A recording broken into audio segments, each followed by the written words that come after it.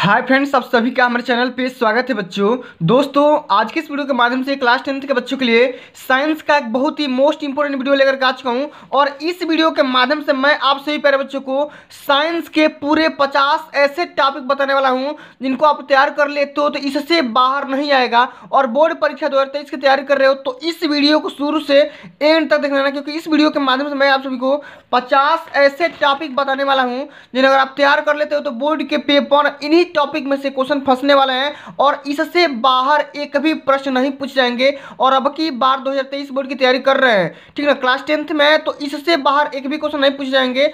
और इस बार 2023 के बोर्ड के पेपर में सब कुछ बदल गया है। अब की बार बोर्ड के पेपर में 20 बहुविकल्पी पूछ जाएंगे और 50 नंबर के आप सभी से वर्णनात्मक क्वेश्चन पूछ जाएंगे। सब कुछ बताऊंगा कौन कौन से टॉपिक तैयार करना है, ठीक ना, जो कि बोर्ड के पेपर के लिए आप सभी के मोस्ट इंपोर्टेंट होने वाला है। तो वीडियो को लास्ट तक देख लेना, लाइक कर देना, शेयर कर देना, चैनल पे नए हो तो सब्सक्राइब करके साथ में सारे बेल आइकन प्रेस कर देना, क्योंकि इस वीडियो के माध्यम से मैं आप सभी को 50 टॉपिक एक ही वीडियो में बताने वाला हूं। और इस वीडियो को अगर आप देख लेते हो, 50 के 50 टॉपिक को तैयार करके चले जाते हो तो बोर्ड के पेपर में 90% लाने से कोई नहीं रोक सकता है, ये मैं गारंटी के साथ बोल सकता हूं। तो आइए फ्रेंड्स, हम इस वीडियो को बिना किसी देरी के कंटिन्यू करेंगे।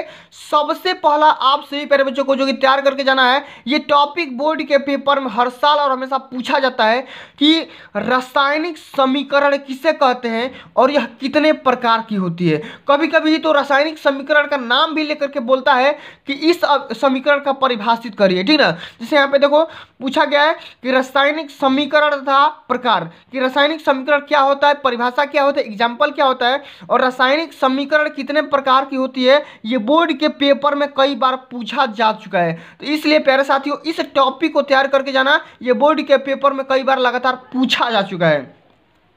अगला क्वेश्चन मोस्ट इंपोर्टेंट है कि रासायनिक अभिक्रिया तथा इसके प्रकार। देखो रासायनिक अभिक्रिया कौन कौन सी अभिक्रिया होती है इसके बारे में बोल दिया है। कभी कभी विस्थापन, द्विविस्थापन, कई प्रकार की अभिक्रियाएं होती है। तो सबसे पहले ये तैयार कर लो कि रासायनिक समीकरण क्या होता है। उसको तैयार करने के बाद जस्ट ये तैयार करके जाना कि रासायनिक अभिक्रिया क्या होती है और ये कितने प्रकार की होती है। और जितने भी टाइप्स के मोस्ट इंपोर्टेंट रासायनिक अभिक्रियाएं हैं सभी को तैयार करके जाना है, क्योंकि उनसे क्वेश्चन फंसते हैं, पूछे जाते हैं।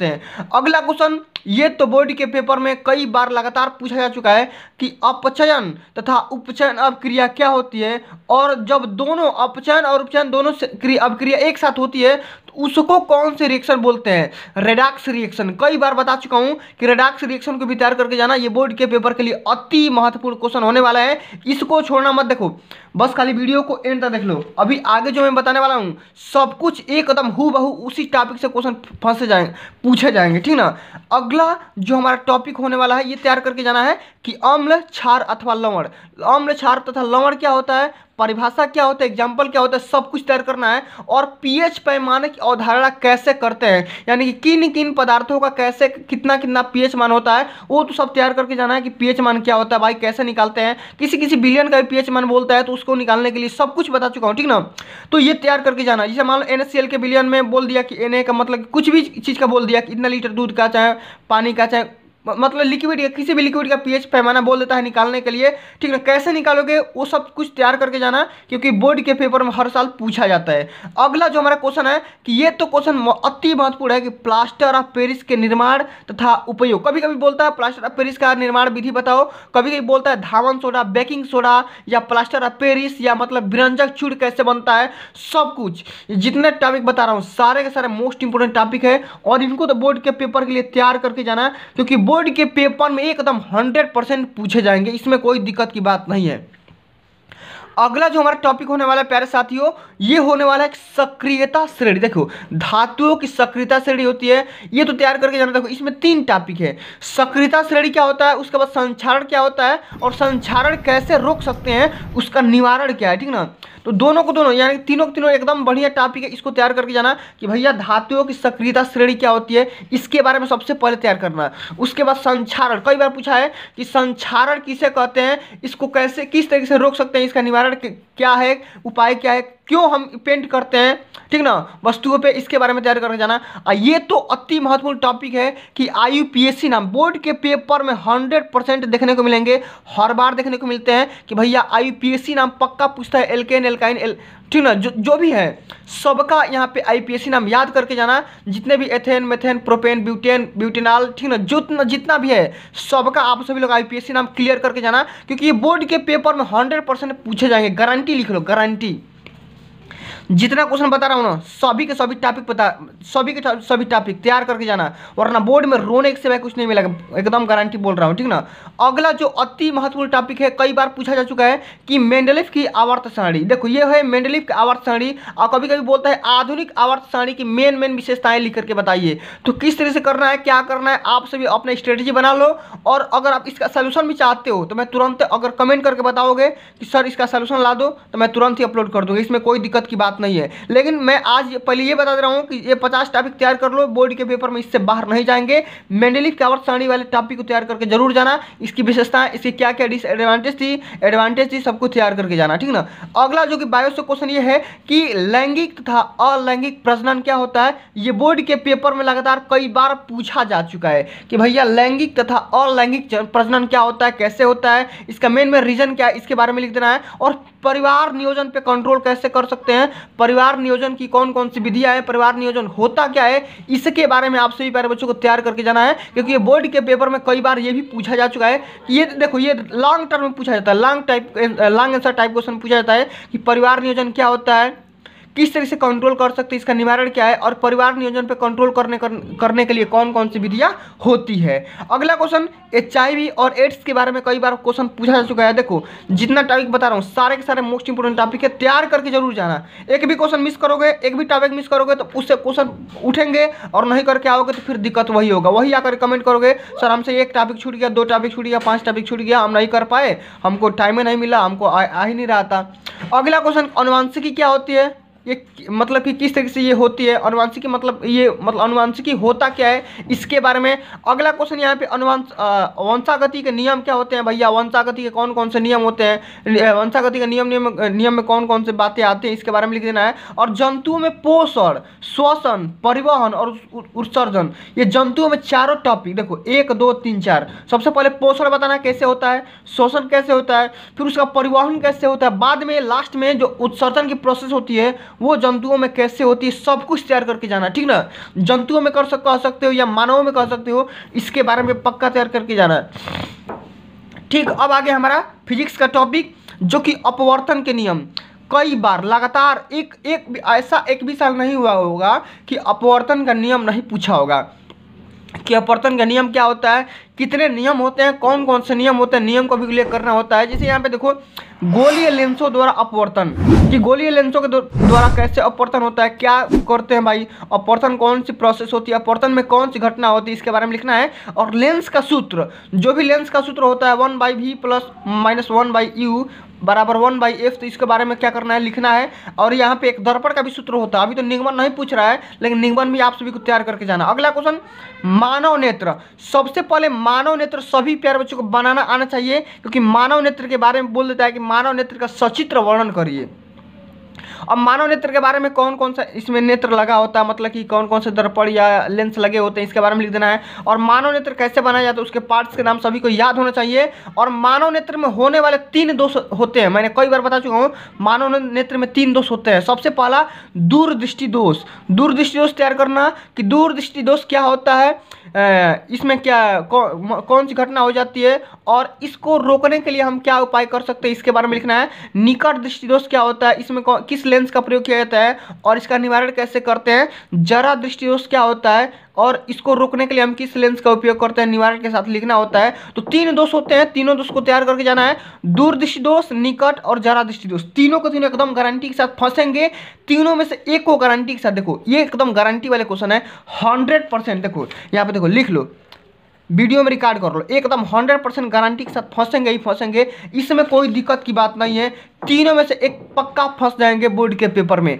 अगला क्वेश्चन कि प्रकाश का विक्षेपण, प्रकाश का विक्षेपण बोर्ड के पेपर में कई बार पूछा जा चुका है। और प्रिज्म के द्वारा प्रकाश का अपवर्तन कई बार पूछा जा चुका है, कई बार। और अगला क्वेश्चन लेंस का अनुप्रयोग, हम लेंस का यूज कहाँ कहाँ पे करते हैं, इन सभी टॉपिक को आप सभी प्यारे बच्चों को तैयार करके जाना है। और अगला जो हमारा टॉपिक होने वाला है, ये देखो अगला जो हमारा टॉपिक होने वाला अति महत्वपूर्ण मोस्ट इंपोर्टेंट, विद्युत धारा, इलेक्ट्रिक करंट क्या होता है भाई, इसके बारे में तैयार करना है। और इलेक्ट्रिक करंट की परिभाषा और साथ में इसका मात्रक भी तैयार करना, ठीक ना, इसका मात्रक भी तैयार करना, मात्रक भी पूछता है। अगला क्वेश्चन ओम का नियम, ये बोर्ड के पेपर के लिए 200% मोस्ट इंपोर्टेंट है, 200%। अगला क्वेश्चन प्रतिरोधकता, ये बोर्ड के पेपर में कई बार पूछा जा चुका है कि प्रतिरोधकता क्या होता है और प्रतिरोधकता का स्थायी यूनिट क्या होता है, कई बार पूछा जा चुका है। और प्रतिरोधों का संयोजन, कि प्रतिरोधों का संयोजन हम दो तरीके से करते हैं, एक तो श्रेणी क्रम में और दूसरा का समांतर क्रम में। तो श्रेणी क्रम और समांतर क्रम दोनों के बारे में नॉलेज होना चाहिए कि दोनों क्रम में प्रतिरोध का फार्मूला क्या होता है, अलग अलग होता है, तो उसका उस पर भी न्यूमेरिकल पूछे जाते हैं। तो ये टॉपिक बोर्ड के पेपर में तैयार करके जरूर जाना। और PVIR में कौन कौन सा रिलेशन होते हैं, मोस्ट इंपोर्टेंट है, ठीक ना।